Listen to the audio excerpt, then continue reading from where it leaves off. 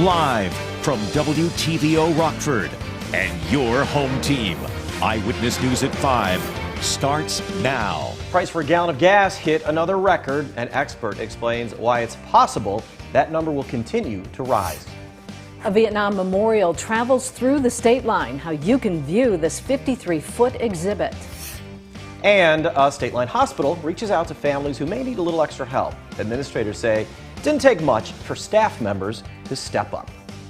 Good evening, I'm Mimi Murphy. And I'm Eric Wilson. A gallon of gas is more expensive than ever, and it's only expected to get worse as we head into Memorial Day weekend. The national price for a gallon of regular hit another record. In the Rockford area, we're already over that average. Gas Buddy puts the national average at $4.36. The average here in the state line is $4.47. The Biden administration says some of the factors driving the increase are the war in Ukraine, sanctions on Russian oil, and China's COVID lockdowns. Analysts fear prices will continue to rise even higher in the coming weeks when people typically plan road trips. I think we will probably be higher on Memorial Day than we are today, potentially to the tune of 5 to 10, even 15 cents a gallon. Last year at this time, gas was $2.97 a gallon. Speaking of Ukraine, the country's president warns, despite pleas, his military still has not gotten enough weapons to unblock the Russia siege on Mariupol. President Zelensky says they're still defending a steel plant there. About 1,000 Ukrainian troops are still holed up, many reportedly badly hurt. About 100 civilians are also still trapped in the bunkers and tunnels. The city was home to about 450,000 people before the Russian invasion. Many of them have been forced to evacuate. Now to developments on the Alabama jailbreak. An Indiana sheriff says the jail employee and inmate were ready for a shootout when they were captured. The couple had $29,000 in cash, several weapons, including an AR-15 rifle inside their Cadillac when they were caught in Indiana yesterday. The two had been laying low at a motel for more than a week when they were spotted. Police say they believe Vicky White died after shooting herself as officers closed in. But as for what would prompt her to go on the run with murder suspect Casey White, it's still a mystery.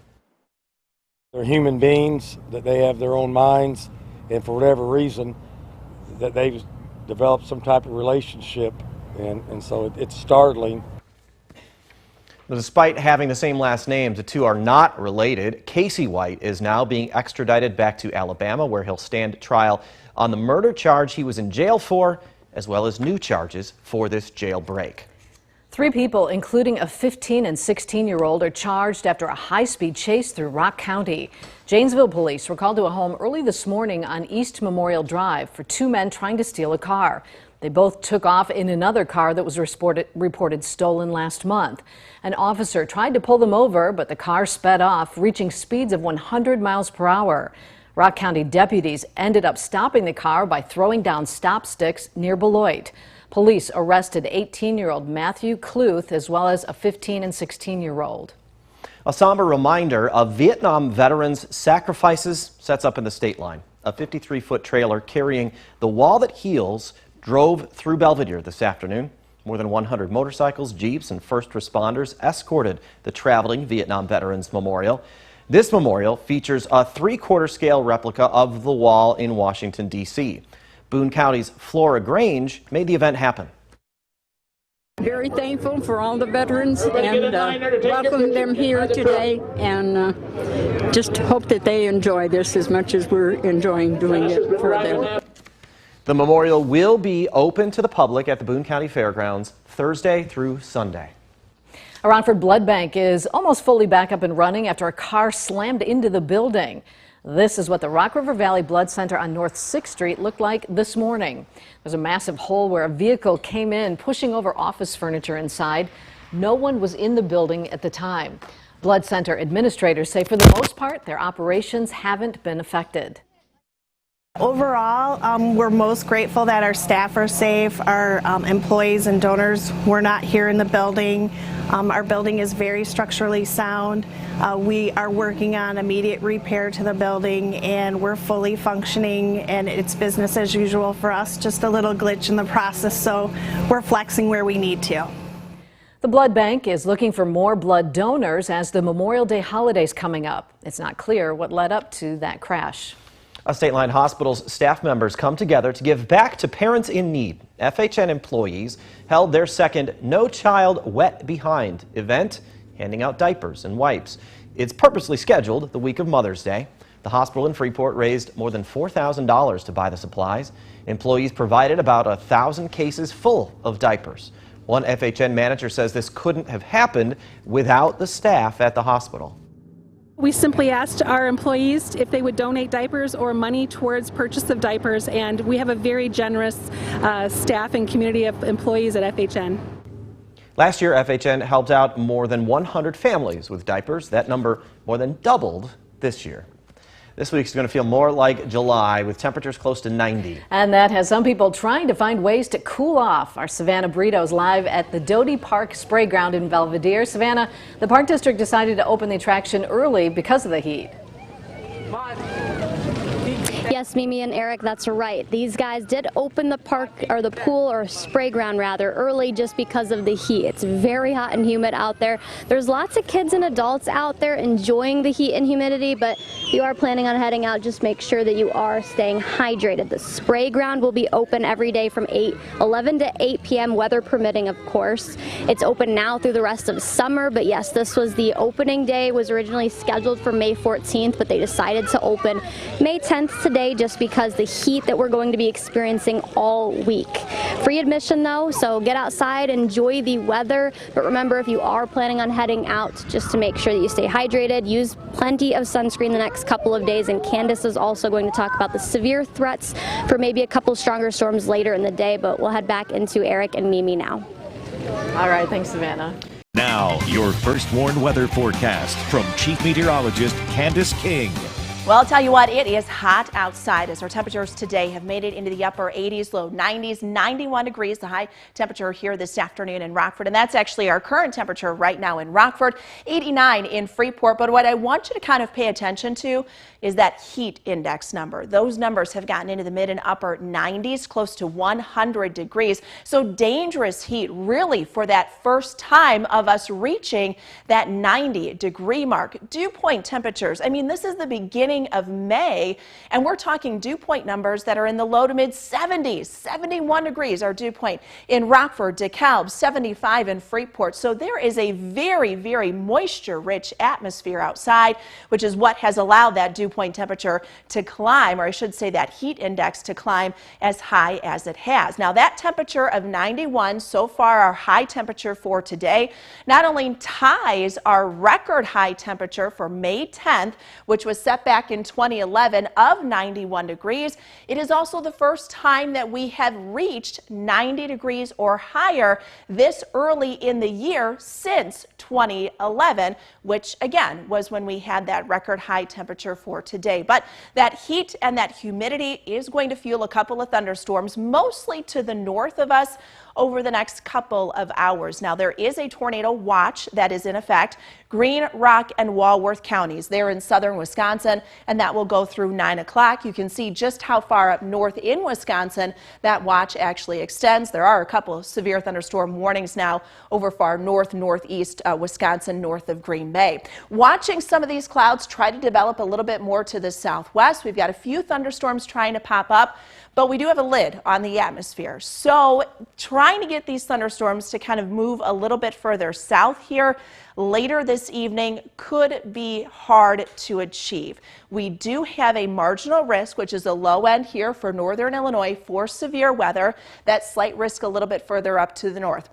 And I do think that risk for severe thunderstorms is going to be focused a little more to our north. So let's try to put this together as best we can with Futurecast. I do not think any sort of watch is going to be extended further south of the state line. So many of you may be wondering, are we going to get a tornado watch, severe thunderstorm watch? I don't think that is going to be the case. All the active weather should stay up to the north of us. Between about 8 and 9 o'clock, if we were to see any thunderstorms kind of develop from what forms to the north of us, these would be then trailing to the southwest. So that would be the time frame from about 8, 9 o'clock this evening up until about midnight that we would have any thunderstorms. If we get those, notice Futurecast keeps a lot of that focus to the northeast and then to the east of us. But if we see those kind of work a little bit more to the south, wind would be our primary concern. Now, with that boundary going a little further south, we will have a few showers kind of linger and an isolated thunderstorm into tomorrow morning. Thunderstorm less coverage here later tonight means temperatures once again are going to make it into the low 90s, and then you're talking that heat index right back where we are right now in the mid and upper 90s. Futurecast actually indicates that very nicely, reaching the low 90s there as our southerly winds begin to pick up during the afternoon. So that potential is there again for tomorrow for us to hit that low 90-degree mark. After tomorrow morning, midday, that would be when we would get a couple of showers and thunderstorms during the first half of the day. Things will be quiet here as we look towards Wednesday night. Thursday, we are mostly dry again. Winds pick back up from the south, and that temperature makes it back up near 90 once again for tomorrow afternoon. Thursday afternoon, I should say. Hazy, hot, and humid. A live look with our Bryden Motors camera up in Beloit here this evening. We've had a lot of haze out there thanks to a lot of that high humidity. Temperatures will slowly fall, so that muggy feeling is something that'll stay with us over the next several hours. We're down to about 68 degrees. Isolated storm chance late. Again, that window would be from about 8, 9 o'clock this evening up until about midnight. I went ahead and bumped our high temperature up to 91 after looking at that storm potential here over the next couple of hours, thinking that we may be able to recover very nicely as we get into tomorrow afternoon. I do think we will reach that. Our weather watcher numbers upper 80s, low 90s, and that heat index just very uncomfortable for us. 91 for tomorrow. We're up to 90. We would break another record high temperature. Actually tie one for Wednesday, break it on Thursday. Guys, once we get into the weekend, though, we'll finally start to see that pattern begin to break down. Temperatures will be back down into the 70s. Could have a couple of showers there towards the latter half of the weekend. If you think it costs a lot to fill up your car, imagine if you drove a semi-truck. Diesel prices are also at all-time highs. And semis carry about 300 gallons. Nikel Delgado visited a local trucking company. Nikel, the business's president, says the shipper is in shock from the rising prices. That's right, Eric and Mimi. The prices of diesel affects everyone. And even if you don't use it in your car, trucks is the way we get everything that we buy in the stores. Fuel prices go up, everything goes up, and then demand goes down. So then my demand for me goes down. S&L Trucking has over 50 trucks, which drive over 500 miles a day. President Scott Strogstad says everything you buy in a store probably comes by truck. When they go to buy that loaf of bread or whatever, and it's really not the loaf of the bread, because people are like, well, I get that from a local guy. Well, I bring his flour in, I bring his yeast in, I bring his sugar in, from all over the United States, back to the Midwest. And so those prices have gone up, 25%. It's not only fuel prices, but the maintenance on the trucks is also more expensive. I see a very large increase in all the pricing for everything that we purchase, from oil to parts for the trucks. The concern is if diesel prices keep rising, some trucking businesses may be forced to close. It's frustrating overall to try and run a small trucking company when you can't get parts. And another worry is if the consumers are forced to cut back on their spending, these trucks may not be making as many trips, which means less money for the drivers. I want us to produce our own energy so it brings the cost down. When it brings the cost down, people will be more prosperous. And when they're more prosperous, they buy more. When they buy more, my trucks move more. And there's more demand for trucking. S&L Trucking says as technology advances, they would consider getting all-electric trucks, which would mean the elimination of the diesel price. Now sports with sports director Scott Leber. Tonight, the White Sox take another crack in solving the Cleveland Guardians. They're 0-4 against them so far this season. Last night's loss to the Sox was a crushing one. If you didn't stay up late for it, well, the Sox led 8-2 going into the ninth inning, but the Guardians came up with 6 runs to tie it. The big blow was this grand slam by Josh Naylor off Liam Hendricks. That tied the game at 8. It was Hendricks' first blown save in over a month. Naylor inflicted more damage on the White Sox in the top of the 11th inning when he went deep again. That one was a 3-run home run, and that carried the Guardians to a 12-9 win. Tonight, Lucas Giolito will pitch for the Sox. The Indians will send Cal Quantrill to the Hill. The Cubs will play ball in San Diego again tonight. Last night, they snapped their losing streak by blanking the Padres 6-0. Kyle Hendricks came within 1 out of a complete game shutout. He went 8 2/3 innings. He allowed only 3 hits and struck out 7 batters. Ian Happ had 2 hits and drove in 2 runs. Wilson Contreras had 3 hits, batting leadoff. In tonight's rematch in San Diego, Wade Miley will make his Cubs debut. He's been on the injured list so far this season with inflammation in his left elbow. But the Ice Hogs are still gearing up for their second-round Calder Cup playoff matchup against the Chicago Wolves. Game 1 will be Thursday night in Rosemont. And the Hogs are a little wiser coming off their opening round series win over the Texas Stars. Sure, it was only a small 2-game sample, but it did give the Hogs a feel for playoff intensity. So consider this young team to have an added layer of playoff toughness on top of it, not to mention another good dose of confidence. For a lot of us, it's our first playoff series in professional hockey, so we just kind of got a taste of the intensity and the physicality that brings. So it's continuing to learn, and yeah, you want to play in those big games all the time. It's fun, we're all learning, we're all going through it the same way. So, and we all want to show that we can play a big boy game, and you can play a full pro style game in the playoffs, even though it is only your first or second year in the league. Our first Warren Interactive Radar brought to us by Rockford Auto Glass and More. We've got hazy, hot, and humid conditions out there as temperatures are in the upper 80s, low 90s. That heat and humidity will continue here as we go through this evening. Watching areas to the north, though, for a couple of thunderstorms that could roll through here between about 8, 9 o'clock and midnight, although the chance for that slowly starting to decrease. However, I am still going to keep an isolated thunderstorm or 2 in the forecast here this evening. Gusty winds would be our primary concern with that. Back up to 91 for tomorrow afternoon, 90 then on Thursday. The heat index very similar to where we were today, so kind of dangerous levels, especially when we're in the mid and upper 90s. 86 on Friday, still a little muggy. We've got some showers, some thunderstorms late Friday into Saturday, a few lingering showers on Sunday. Finally getting back down to average here as we go into early next week. Average sounds nice. Thanks, Candace. And thank you for spending some time with us. Stay safe.